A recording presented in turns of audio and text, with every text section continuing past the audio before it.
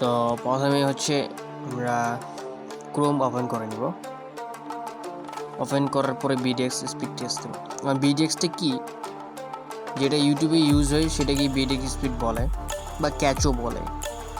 সেটা টেস্ট করার জন্য বাংলাদেশ সার্ভার সিলেক্ট করতে হয়।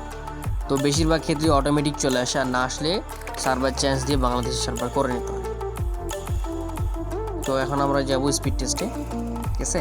তো দেখা যাক কি হচ্ছে।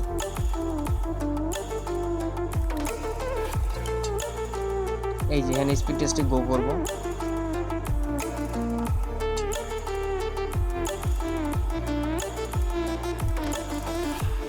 গোতে ক্লিক করব।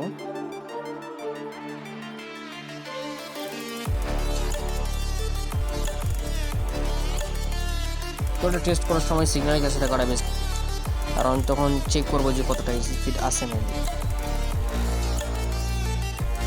তো বিভিন্ন জনে বিভিন্ন থাকে, কারো 50 থাকে, কারো 100 থাকে, কারো 30 থাকে, এটাই ম্যানুয়ালি। তো এখানে দেখতে হচ্ছে আমার 60 MBPS এর মতো আছে, তো 50 করে। এটা হচ্ছে আপলোড স্পিড।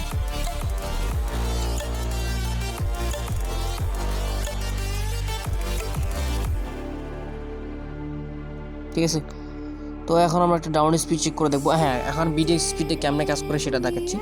তো ফার্স্টলি হচ্ছে আমরা আমাদের যেটা অরিজিনাল স্পিড সেটা দিয়ে ডাউনলোড দেবো।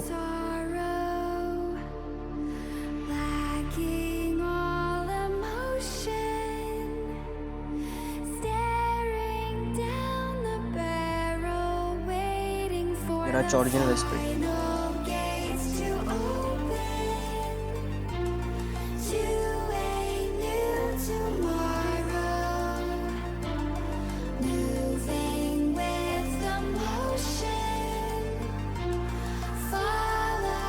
এবার অরিজিনাল স্পিড দিয়ে ডাউনলোড দেবো।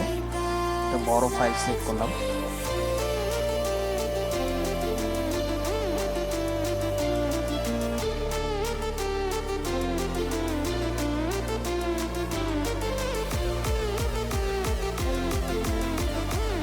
তো অনেক সময় লাগবে বললাম না, বাট এটা যে 50 MB করে ডাউনলোড হয় 2 থেকে 3 মিনিটে ডাউনলোড হয়ে যাবে কথা। তো আমরা একটা প্রক্সি ইউজ করবো সেখান থেকে। প্রক্সিটা আমি আপনার সেট করে নিলাম। সেট করা হয়ে গেছে। এখন কীভাবে সেট করতে হয় সেটা ভিডিও আমার চ্যানেলে অলরেডি দেওয়া আছে।